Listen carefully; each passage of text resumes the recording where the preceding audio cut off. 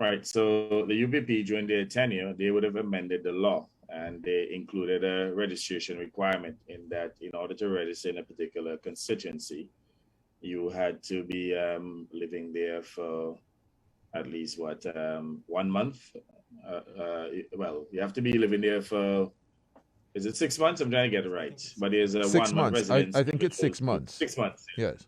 But it's a 1 month residency for Antiguans in the diaspora who wants to come home to register. They have made specific, let's say, enshrined specific requirements in the law Mhm. that provides for these individuals to be resident for at least 1 month in the constituency before they're eligible Mhm. to become an elector.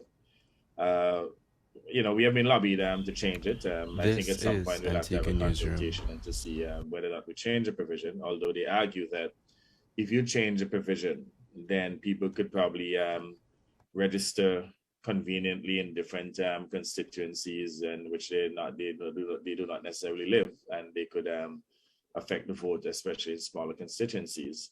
Or the situation could be easily manipulated by unscrupulous politicians, who can bring in people conveniently from abroad and register them in their constituency, and that has happened before. And I believe that is why the UPP would have changed the law. In fact, the late Donald Hossett was known to bring in hundreds of people to register and vote in the City West constituency. And I believe they were more concerned about, that aspect why they changed the law. In terms of an overseas ballot, again, that's a fundamental change, and we'll have to consult and, get a consensus on that issue before we consider making any such move. Okay.